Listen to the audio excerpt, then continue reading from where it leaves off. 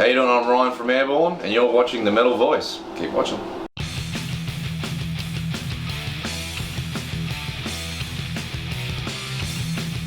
Here we are, The Metal Voice, with special guest Ryan O'Keefe of Airbourne. How are you? Hey, nice to meet you. Yeah.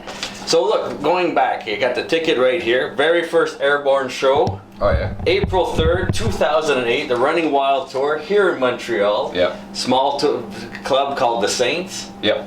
How has touring changed since you've been starting on the first album? We've seen a lot more of the world, and yeah, we're just always touring. Shows are always getting bigger, and you know, album number 4 now, so just a lot more work to do, but that's what we're here for. And you're always touring. You know, we spoke to Sabaton a couple of months ago. Those guys are always on the road, and it seems like you guys are always on the road. How does that affect like personal lives? Do you even have a personal life? It's a road life. I mean, it's, you know, you spend your whole life trying to get a band to a successful position. The last thing you want to do is stop doing it when you're finally here and working. So, I mean, yeah, it's a different kind of life, but it's definitely what I love doing. I kind of feel more at home on the road than I do at home. At home. And you know, how's a band like Airbourne from Australia?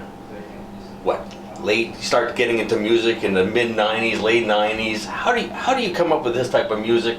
How do you get a record contract? I mean, back in the day. Well, we basically, my brother and I, when we were young, we watched a lot of music videos and stuff like that, and then you know, I know like the AC/DC Razor's Edge Thunderstruck video when they're sort of in that round thing, you know, and we used to watch that and just like the big setup and the drums and guitars and all that, and then that's just what we wanted to do. So I mean, we just started playing just the kind of rock and roll we wanted to play, 4/4, big riffs, big choruses, and then we went to Melbourne, and I don't know, I guess just that was pretty good timing at the time, and we created enough hype to get enough word to LA, and they flew out an A&R guy, and we got signed up and did the first record in LA. Yeah, is that what you consider like Aussie pub music? I mean, the big choruses, the 4/4 beat, that you're constantly, it's non-stop. If anybody's seen an Airbourne show, this guy does not stop on the 4/4 beat. Is that what you describe Aussie pub? You know, got Rose Tattoo going back years, and is that how would you describe the scene? Tough rock and roll. You know, tough, good, tough. There's no weak bits to it. Yeah. And you know, besides New Zealanders, I think Australians and Canadians are so similar. Part of the Commonwealth had to really domesticate rough terrain. But you know, is Australia like Canada? You know, Canada, we've got we have to make it big elsewhere to be accepted at home. Is that something that happens in Australia? Yeah, it kind of is. I mean, it's very difficult to sustain even a career just in Australia. I mean, there's like 5 capital cities, but you know, it's just the people. You know, there's about 23 million in Australia or so, and it's spread out in a landmass that's basically the size of you know US. So, but by coming to North America and Europe and UK, you're able to play a lot of markets in a small amount of areas, and lets you know, fill the gas tank, so to speak. Yeah. And then we've got Breaking Out of Hell, the 4th album, like you said, going in #1 on the Canadian official hard music chart. That's good to see. How come the Canadian audience have accepted Airbourne so well? What do you see different Canadian audience compared to some other countries? I think Canada's always a few things. Likes rock and roll and likes to drink. I like, you know, I think Bruce Dickinson used to say something that, you know, Canada, you know, fell in love with Maiden first and stuff like that when they were coming over here and stuff. So yeah, you know, it just seems like it's a good rock and roll country. So it's a great, straightforward, no surprises. You know, Running Wild, like you said, I think the timing was right for that first album. No Guts, No Glory came out. Black Dog Barking, and now we're here with Breaking Out of Hell. What's different on this album? First record we've done in Australia, but same producer we did Running Wild with, Bob Marlette. flew him out to Australia. Mike Fraser, one of your own, Right. from Vancouver, flew him out to Australia to engineer, and so that was really special to be able to do the first record at home. And it really does. This one really does capture the live energy that we bring to the stage. So, which is something we've honed in on doing throughout our career. And then Joel, the other night, I'm watching YouTube. I heard that he had an accident, and I was, with him and witnessing him as a friend. Man, he's all over the place and climbing trellises, and so I was, he must have fell, and it looked like something very innocent. And what happened? And you guys kept playing. Can you just bring us back to how you guys? I mean, he was just standing on one of the bass bins at the front of the stage, and they weren't marked with highlighted tape. Okay. So he couldn't see there was a gap. And basically just, slipped and his foot went through the gap and tore a few tendons and tore, tendon bone off the foot and stuff like that. But thanks to codeine and various other things, we were able to keep playing. We didn't want to cancel any shows, so and he's back walking and all good, and Finish the show. Finished the crew held him up, yeah. The new songs off the album, there's Rivalry, which is a bit of a change up for you. And then you've got a song dedicated to Lemmy as well. Yep.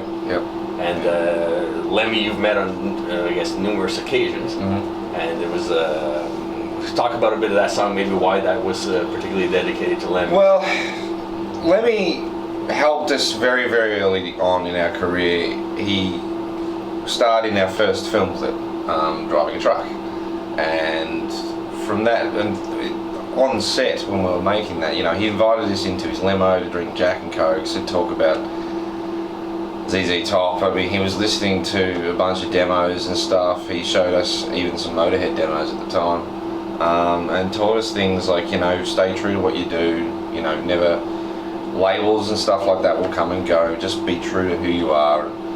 And then we would see them all the time, when either we were supporting them throughout the 10 years or especially on festivals. And then now that we've recently done Europe and Motorhead hasn't been there, you can notice there's a big hole there. But so, yeah, I mean, one of those things, he passed during the late part of making demos for the record, and yeah, it just came together. It was the 11th hour song, and we had the title, It's All for Rock and Roll, and we just went, well, there's only one thing this has got to be written about. This has to be written about Lemmy. So. Our very first interview with Biff Byford of Saxon, he mentioned you guys as up and comers, and because of your sheer energy coming off the stage. So.